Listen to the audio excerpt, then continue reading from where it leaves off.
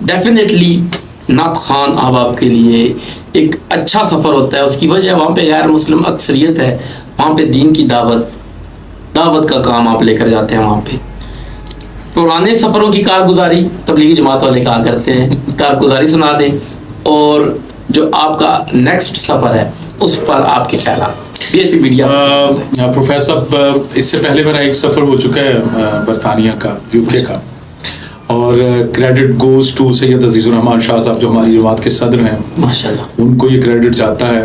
اور وہاں پہ ہمارے ایک بہت بزرگ ہستی تھے جنہوں نے پورے یو کے میں, اس وقت جہاں پہ ہم جاتے ہیں برمنگم میں, وہ پورے یو کے کا سب سے بڑا اسلامک سینٹر ہے ماشاءاللہ, مسجد علی.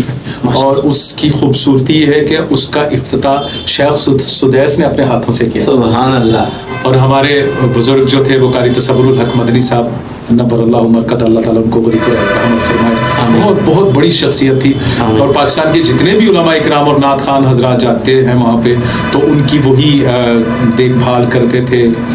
بہت خوبصورت شخصیت کے مالک تھے. اللہ تعالیٰ نے ان کو اپنے پاس بلا لیا, اللہ تعالیٰ ان کو اپنی جواہر رحمت میں جگہ دے. اب ان کے صاحبزادے ہیں حافظ عدیل تصور صاحب.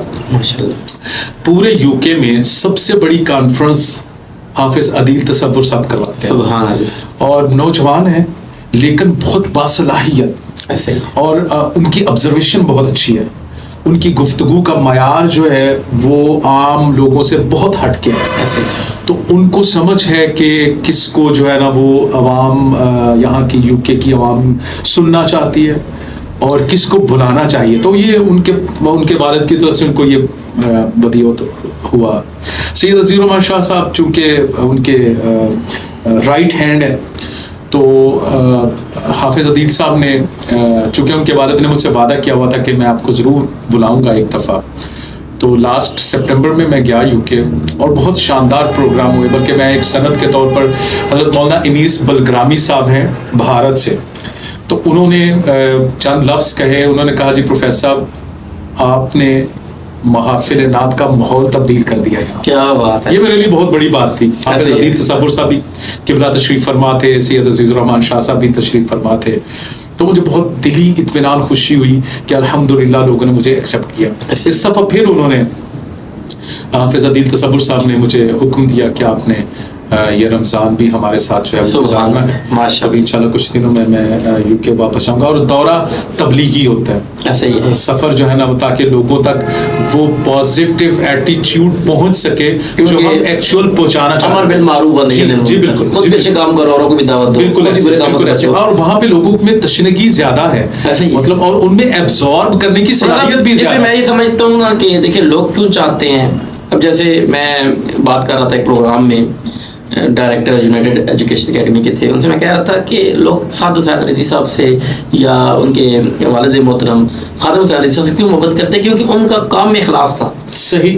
اور یہ آپ جو بات کر رہے ہیں یہ اخلاص پر ہے. جی بے شک ایسے ہی ہے. لوگ انہیں اس نوجوان حافظ عدیل تصور صاحب نے, نوجوان ہے بالکل ینگ, لیکن اس نے تہلکہ مچایا ہوا. پوری دنیا میں اس وقت سب سے بڑا یورپ میں جو پروگرام ہوتا ہے وہ مسجد علی میں ہوتا ہے. سبحان اللہ. دیکھیں نام ہی علی. سبحان اللہ. تو آگے بڑھنے سے پہلے اب اس نام آ گیا ہے تو ہم تبھی آگے جائیں گے, پہلے نام پر اشعار ہو جائے. حضرت علی رضی اللہ تعالیٰ. رضی اللہ تعالیٰ. سبحان اللہ.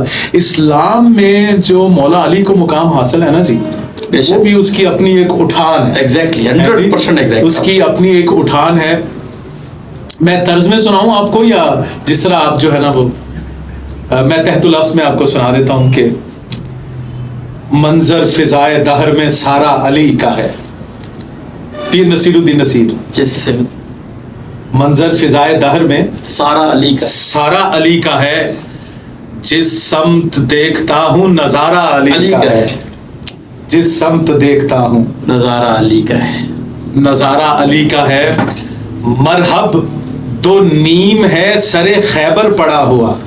اب دیکھیں پیر نصیر الدین صاحب کا شعر دیکھیں, مرحب دو نیم ہے, اور یہ پیر صاحب ہی لکھ سکتے تھے یہ شعر.